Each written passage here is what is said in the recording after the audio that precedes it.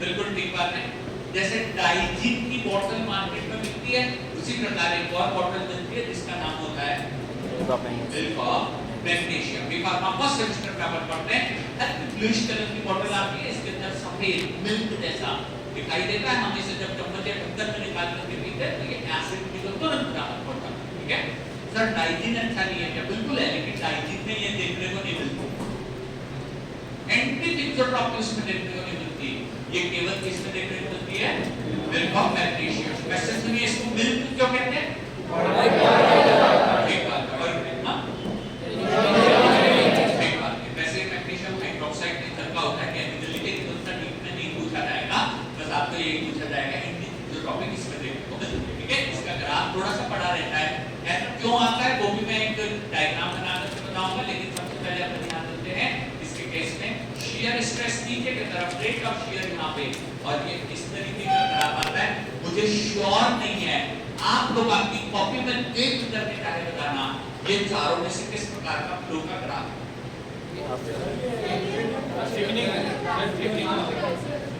चारों में से किस प्रकार का ग्राफ? देखो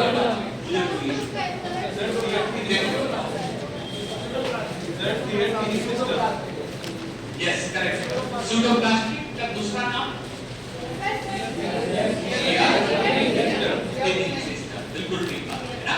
सो बाकी सारे शियर ट्यूनिंग सिस्टम दिखाते हैं थिक्सोट्रॉपिक, और ये अकेला ऐसा है जो कभी कभार दिखाता है एंटी थिक्सोट्रॉपिक। ये थोड़ा सा क्या बोलता है कि सर सब तो एक जैसे चलते हैं, मैं थोड़ा अलग चलूं। तो ये क्या करता है, ग्राफ को ऐसे दिखाता है, और ये ग्राफ है अप कर्व, ये ग्राफ है अप कर्व। लेकिन फिर क्या होता है, 80 की स्पीड या 100 की स्पीड या 70 की स्पीड, सब कोई एक दोनों नहीं है, तो एग्जांपल है बेटा, जी की स्पीड ऐसे डिसाइड नहीं करी जाती। ओके, तो एक स्पीड को अचीव करने के बाद जब वापस इसकी स्पीड कम करी जाती है तो इसके अंदर और ज्यादा फोर्स की रिक्वायरमेंट है। This time the down curve moves to the right side of the curve. इससे पहले कौन सी साइड हो रहा था? Left side. इसमें स्ट्रक्चर की रिकवरी थी, इसमें स्ट्रक्चर को फिर से ज्यादा फोर्स की जरूरत पड़ती है। ऐसा क्यों होता है 2 मिनट से बताता हूं। लेकिन अगर इसकी स्पीड 10-20 की आ गई और फिर से स्पीड बढ़ाने को बोला जाए तो अब अगला कर्व फिर से राइट हैंड साइड को चला है। ठीक है, ये कर्व कौन सा होगा जो ऊपर जा रहा है? ये कौन सा होगा? ब्लू कलर से बना रहा हूं टॉप कर्व और ब्लैक कलर से बना रहा हूं डाउन कर्व। इसका अगला डाउन कर्व इससे पास में आ जाता है ना। ध्यान से देखिएगा, इसमें एरिया कम होता चला है, अपर और डाउन कर्व के बीच की जगह कम होती है। स्पीड लगभग एक जैसी अचीव होती है, फिर से फोर्स लगाएंगे तो फिर से यहाँ पे इस तरीके से ऊपर जाएगा, और अगले फोर्स में ये लगभग एक दूसरे से चिपक करके नीचे की तरफ आ जाएगा, जिसमें बहुत ही कम जगह बचेगी। और फिर फाइनली ये भी एक ऐसी सिचुएशन बनाता है जिसको कहा जाता है सुपर इम्पोज। इसमें ऐसी लेयर बनाते हैं जो कि सुपर इम्पोज हो जाती है, नीचे की तरफ भी कोई और ऊपर की तरफ भी कोई, सुपर इम्पोजेबल लेयर बनती है। सुपर इम्पोजेबल आपको समझ आ सके इसलिए ब्लैक और ब्लू दोनों पेन चलाती है। ये सुपर इम्पोजेबल कहलाती है। कोई भी एरिया बीच में बचता नहीं है। फाइनल कंडीशन, फाइनल कंडीशन में बीच में कोई भी एरिया बचता नहीं है।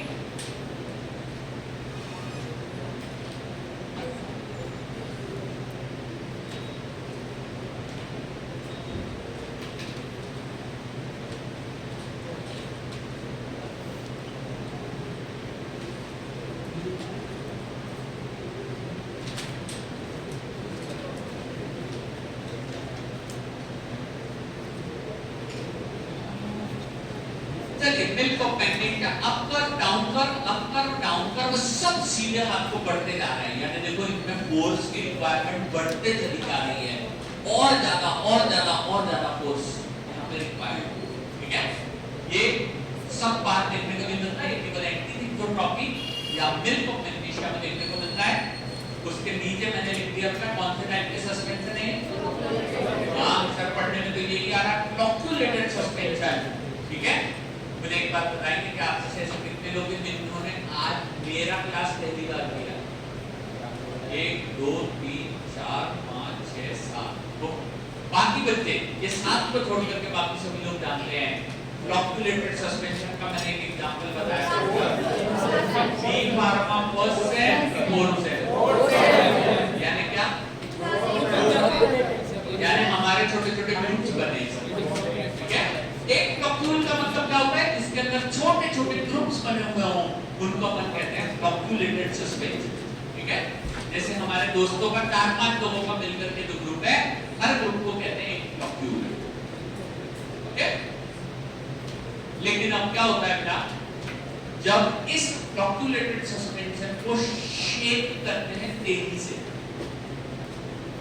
तो तेजी से शेकिंग के कारण क्या देखिएगा, ये नीले कलर के फ्लॉक्यूल्स, ये इंडिविजुअल पार्टिकल नहीं है, ये फ्लॉक्यूल्स है। ये नीले कलर के फ्लॉक्यूल्स तेजी से घूमते हुए एक दूसरे के संपर्क में आते हैं, और संपर्क में आते से ही ये बना लेते हैं नए वेंडर वॉल फोर्सेस, और वेंडर वॉल फोर्सेस बनने के कारण अब ये दोनों फ्लॉक्यूल्स आपस में जुड़ जाते हैं। इसी प्रकार 2 से 3 फ्लॉक्यूल जुड़ जाते हैं, 3 से 4 फ्लॉक्यूल जुड़ जाते हैं, 4 से 5 फ्लॉक्यूल, और सारे बॉटल के सारे फ्लॉक्यूल्स मिल करके इस कंडीशन में, इसको हम कहते हैं इक्विलिब्रियम। इक्विलिब्रियम के अंदर ये जेल लाइक कंसिस्टेंसी बताता है, कंसिस्टेंसी बताता है, जेल लाइक कंसिस्टेंसी, और this suspension behaves as single big flocule। ये सिंगल बिग फ्लॉक्यूल के तरीके से बिहेव करता है, सिंगल बिग फ्लॉक्यूल। फिर से समझा देता हूं, डोंट वरी, पहले एक बार लिख लो, 10 बार समझा दूंगा, अलग अलग एग्जांपल दूंगा, लेकिन नहीं समझ में आया तो पूछना पड़ेगा कि सर एक बार और बताना।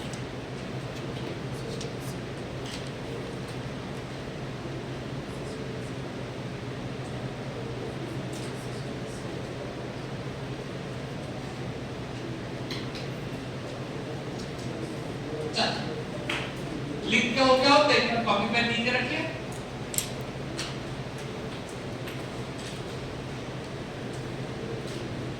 ये नए 7 बच्चे भी अब तक जान चुके हैं कि फ्लॉक्यूलेटेड सस्पेंशन का एग्जांपल है बी फार्मा बोर्ड सेमेस्टर की क्लास, जिसके अंदर 100 बच्चों में से छोटे छोटे ग्रुप्स हैं, और हर ग्रुप क्या कहलाता है, फ्लॉक्यूल।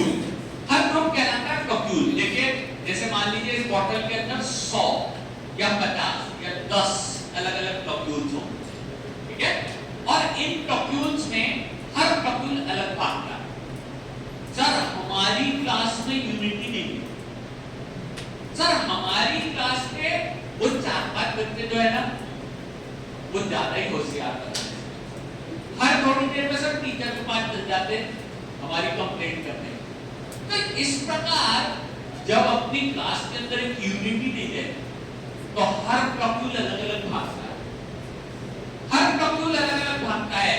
लेकिन सर जब अति हो जाती ना, तब क्या होता है, देखना है यहाँ पे कि पूरी क्लास यूनिटी दिखाने लगती है। 1th सेमेस्टर में होता है एक साल, ठीक है, जब सबको पता है कि अपने भागना है यहाँ से, जब कॉलेज छूटने वाला है, तो सारी क्लास एक दूसरे के साथ जुड़ के खड़ी रहती है कि सर आज हमारा आखिरी है क्लास, तो हम कहीं नहीं जा रहे सर, हम हमारे दोस्तों को नहीं छोड़ेंगे। और जब अति हो जाती है तो ये सारे छोटे छोटे फ्लॉक्यूल्स मिलकर के बना देते हैं पूरी क्लास जितना बड़ा फ्लॉक्यूल। और अब 8th सेमेस्टर की क्लास को लो करवाने के लिए अति में कोर्स की जरूरत पड़ती है, वो बहुत ज्यादा कोर्स के बिना चलते ही। वहां तो शायद है ना प्रिंसिपल सर के भी फोर्स कम पड़ने लग जाते हैं कि भाई अब तो सर आखिरी सेमेस्टर चल रहा है और लकीली इसमें कोई प्रैक्टिकल एग्जाम भी नहीं, तो फिर सर आप कर लो, क्या करोगे, हम तो सारे एक साथ चलेंगे। वैसे अधिक फोर्स में कंट्रोल करना संभव है, ठीक है, क्योंकि बेटा टीसी लेने कहाँ आओ, ठीक है, तो कहीं ना कहीं उनके हाथ में फोर्स जरूर कहीं ना कहीं अटका रहता है। लेकिन देखना बेटा मेरे हाथ में देखिए एग्जांपल के तौर पे बिल्कुल मैग्नीशिया, इस बिल्कुल मैग्नीशिया में जब इसमें ज्यादा फोर्स से शेकिंग करी जाती है तो ज्यादा फोर्स से होने वाली शेकिंग के कारण ये मैग्नीशिया मैग्मा के पार्टिकल एक दूसरे से जुड़ते जाते हैं और जुड़ते जुड़ते ये आखिरी लाइन में इतना बड़ा कप्यूल बन जाता है कि अब इसको फ्लो करवाना बहुत मुश्किल है, ये इसके बाद और फ्लो नहीं हो सकता और इसमें बहुत अधिक फोर्स की जरूरत पड़ती है। इसे कहा जाता है एंटी थिसोट्रोपिक फिनोमेना। ये फ्लॉक्यूलेटेड सस्पेंशन बिल्कुल मैग्नीशिया में देखने को मिलता है, बाकी सब में देखने को नहीं मिलता। इसमें गाढ़ापन बढ़ता चला जाता है, इसके अंदर विस्कोसिटी बढ़ते चली जाती है। एंटी थिसोट्रोपिक फिनोमेना कंप्लीट हो चुका है, लाइन खींच करके बंद कर देना। दो लाइन का एक और सिस्टम है जिसको कहा जाता है रियोपेक्टिक मटेरियल। रियोपेक्टिक मटेरियल अगला क्वेश्चन है बेटा, एंटी थिसोट्रोपिक कंप्लीट हो चुका है। केवल एग्जांपल के द्वारा जो मैंने बताया उस पे फोकस करना, लेकिन अगर तुमको कोई कंफ्यूजन इसमें लगेगा तो बाद में पूछ लेना बेटा, मैं इसको फिर से किसी नए एग्जांपल से समझा दूंगा। इसमें फ्लॉक्यूल्स बन जाते हैं ज्यादा अच्छे वेक्टर बॉल फोर्स के कारण, ये फिर बहुत ज्यादा फोर्स के बाद ही फ्लो होता है। लास्ट टाइप का एक फिनोमेना है जिसे कहा जाता है रियोपेक्सी। रियोपेक्सी ऐसे मटेरियल जो कहते हैं रियोपेक्टिक मटेरियल्स, इसमें एग्जांपल का आरकेसी में कम है, लेकिन फिर भी यहां पे अपन लिखते हैं gypsum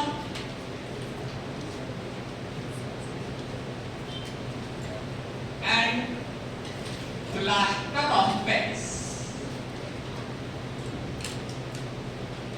gypsum and plaster of Paris ये रियोपेक्टिक मटेरियल है।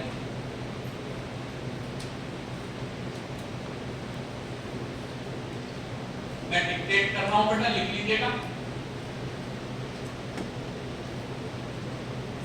They form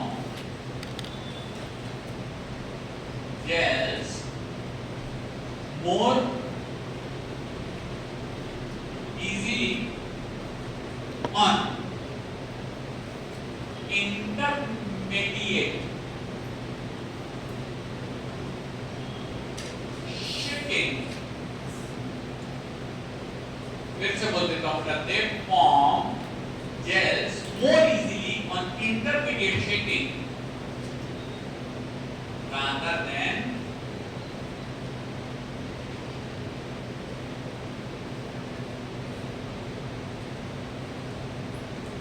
allowing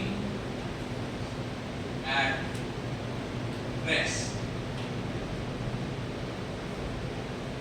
rather than allowing at rest।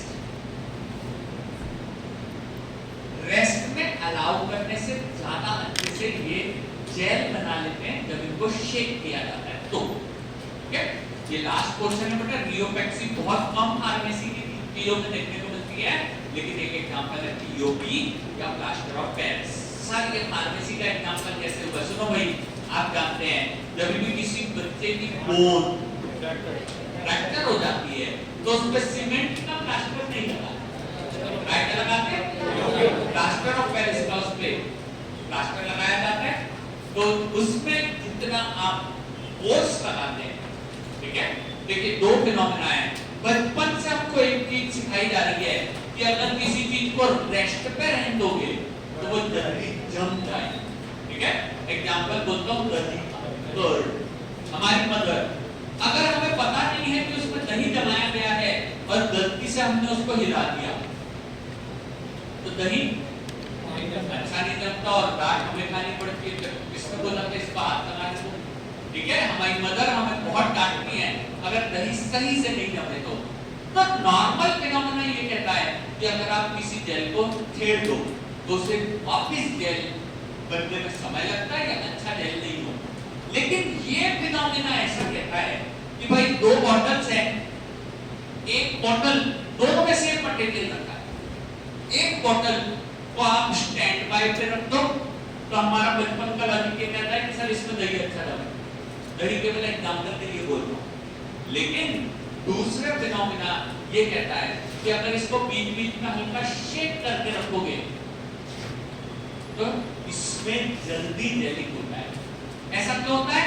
क्योंकि जब हम फोर्स लगाते हैं ना तो वो जो फिजियोट्रॉपी का डिफ्यूजन था वो हम खुद ही करवा देते हैं, मॉलिक्यूल्स को एक दूसरे से जोड़ देते हैं और जोड़ने के कारण मोर इजीली जेल बन जाता है। रियोपैक्सी ये वर्ड कम से कम 4-5 बार हमारे कॉम्पिटिटिव एग्जाम्स में पूछा गया है। इसका एग्जांपल है प्लास्टर ऑफ पेरिस। इसमें फोर्स लगाने पे ये जल्दी जेल बना लेता है, इंटरमीडिएट शेकिंग में जल्दी जेल बन जाता है। ठीक है, यहाँ ये पूरे के पूरे फिनोमेना कंप्लीट हो चुके हैं।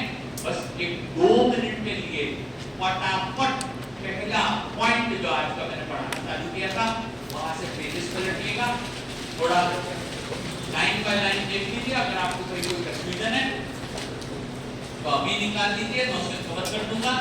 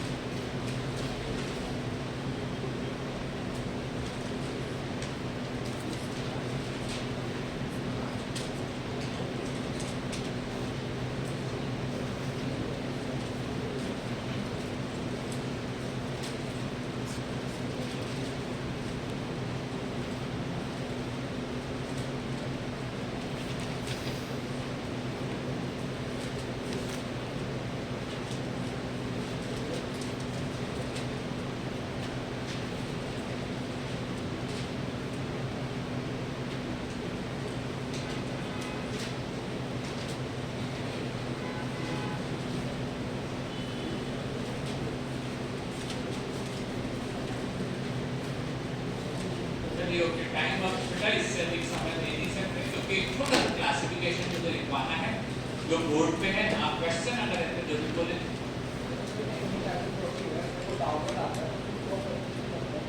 ज्यादा क्यों लगता है ऐसा? ज्यादा क्यों लगता है ये पूछ रहा हूँ ना। वहाँ पे रीजन ये रहता है बेटा, वो जो मिल्क ऑफ मैग्नीशिया है ना, वो मिल्क ऑफ मैग्नीशिया में भी वो जो फ्लॉक्यूल्स आपस में जुड़ जाते हैं। ठीक है, फ्लॉक्यूल्स के जुड़ने के कारण मान लीजिए 5 लोगों का ग्रुप था, 10 का हो गया, फिर ग्रुप 15 का हो गया, ग्रुप 20 का हो गया। तो जितने ज्यादा लोग रहेंगे उनको अपनी स्पीड से भगाने के लिए फोर्स ज्यादा। ठीक है, वहां पे भी फ्लॉक्यूल्स आपस में जुड़ते चलते हैं जिसके कारण ये फिनोमेना बनता है।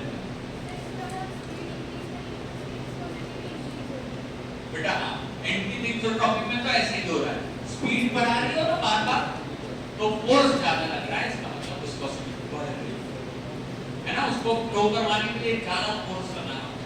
ओके, चलिए ठीक है। आपके अगर और भी कोई क्वेश्चन होंगे तो मैं जरूर आंसर दूंगा क्लास के बाद। सबसे पहला अपन चलते हैं, बस ये क्लासिफिकेशन देख लेते हैं, उसके साथ में पोर्शन कंप्लीट होगा।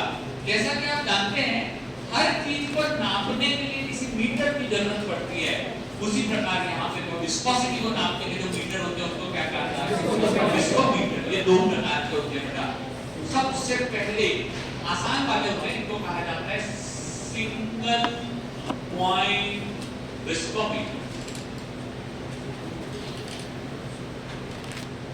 और थोड़े सेकंड वाले जो थोड़े से कम होते हैं उनको कहा जाता है मल्टी पॉइंट विस्कोमीटर।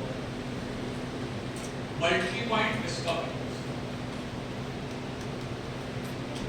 ये single point viscometers single value of F को अप्लाई कर पाते हैं। ये एफ की वैल्यूज को बदल नहीं पाते बार बार, लेकिन ये multi point as the name indicates works on variable values of f।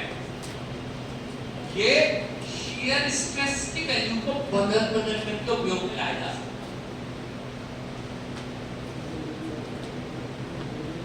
Okay, जैसे भैया हमारे घर का हॉस्टल का जो पंखा है उसमें रेगुलेटर लगे हो, ठीक है। हम चाहें घर में सर हल्की सी गर्माहट आई है तो एक पे दो पे पंखा चला सकते हैं, लेकिन नॉर्मली अपने कॉलेजेस के अंदर रेगुलेटर नहीं होता, सीधे बटन होता है, या तो चालू या तो बंद, ठीक है।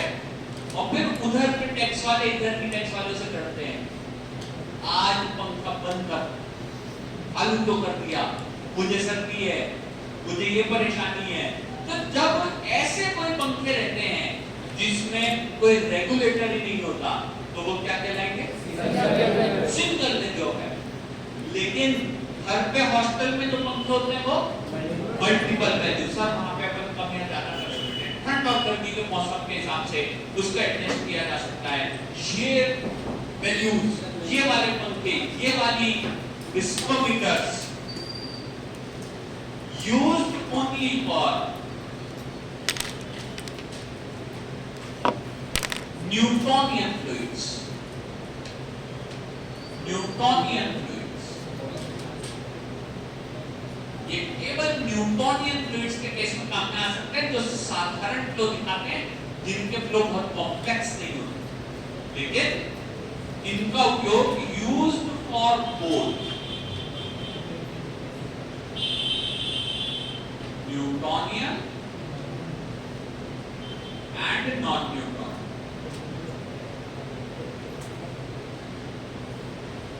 ठीक है, ऐसा इसलिए बेटा क्योंकि अगर मुश्किल वाले फ्लो को निकाल सकते हैं तो आसान वाले को भी तो निकाल सकते होंगे, कोई दिक्कत की बात नहीं। मुश्किल वाले को निकाल सकते हैं तो आसान वाले को निकालना के लिए बहुत आसान रहेगा।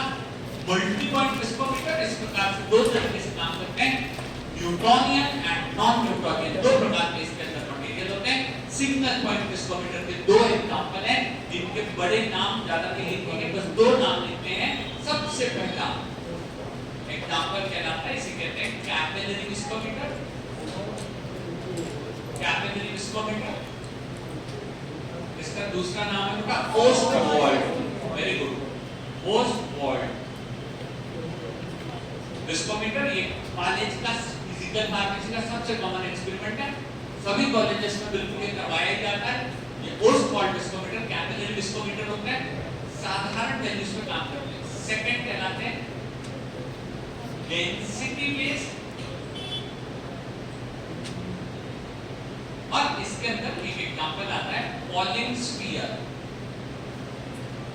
Polling sphere viscometer, polling sphere, इसके अंदर विस्कोसिटी नीचे गिरते हुए उसके अंदर आती है, ठीक है।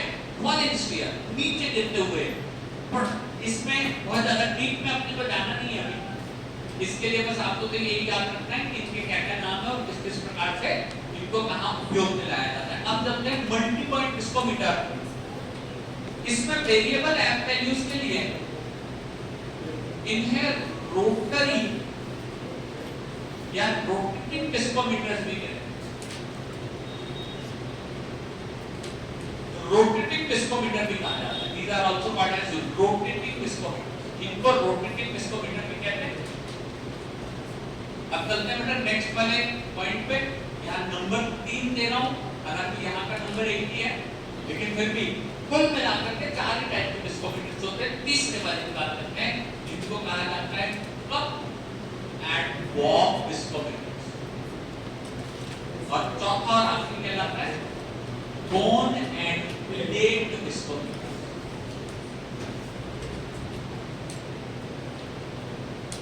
Cup and pop, cone end plate, ये दोनों रोटरी विस्कोमीटर्स हैं, इनके स्पीड को कंट्रोल किया जा सकता है।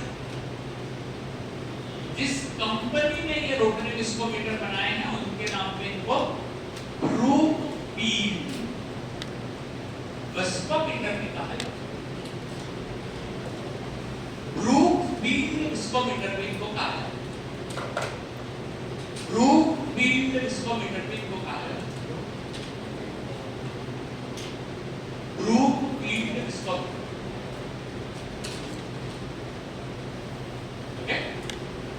ये क्लासिफिकेशन हम कंप्लीट हो चुका है। बस मैं आपसे 2 क्वेश्चन पूछ रहा हूँ, उसके बाद में टॉपिक पूरे तरीके से फिनिश हो जाएगा। अगर आपने लिख लिया हो तो बोर्ड पे देख करके आंसर देंगे कि भाई ऐसे कौन से विस्कोमीटर्स हैं जिनमें एफ की वैल्यू को नहीं बदल सकते। ठीक बात है ना। इनमें से चैलेंजिंग क्वेश्चन है, कई बार मैं इसको गलती करवा देता हूँ जानबूझ के आप लोगों को, इसलिए ध्यान से सुनिएगा। ऐसे कौन से विस्कोमीटर्स हैं जिनसे न्यूटोनियन फ्लो निकाला जा सकता है?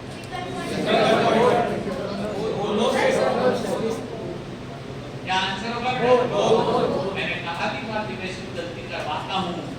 क्या क्वेश्चन है, किसके बारे में पूछ रहे हैं? न्यूटोनियन। और इससे निकलता है क्या? न्यूटोनियन का। न्यूटोनियन का इससे निकल सकते हैं? यस। और इससे निकल सकता है। तो आंसर क्या होगा? डेंसिटी टेस्ट का दूसरा नाम क्या है? कैपिलरी का दूसरा नाम क्या है? Multi viscometer. मल्टी पॉइंट का दूसरा नाम क्या है? किस कंपनी ने बनाया? ठीक है, इसमें 2 नाम कौन कौन से आते हैं? ठीक है, ये क्लासिफिकेशन ऑफ विस्कोमीटर कंप्लीट हुआ। इससे ज्यादा डीप में आपको पढ़ना नहीं है, इससे ज्यादा डीप में क्वेश्चन आएगा। ठीक है, बस आज की क्लास फिनिश हो गई है और wish you all very happy Holi. अब आपकी क्लास होली के बाद, ठीक है।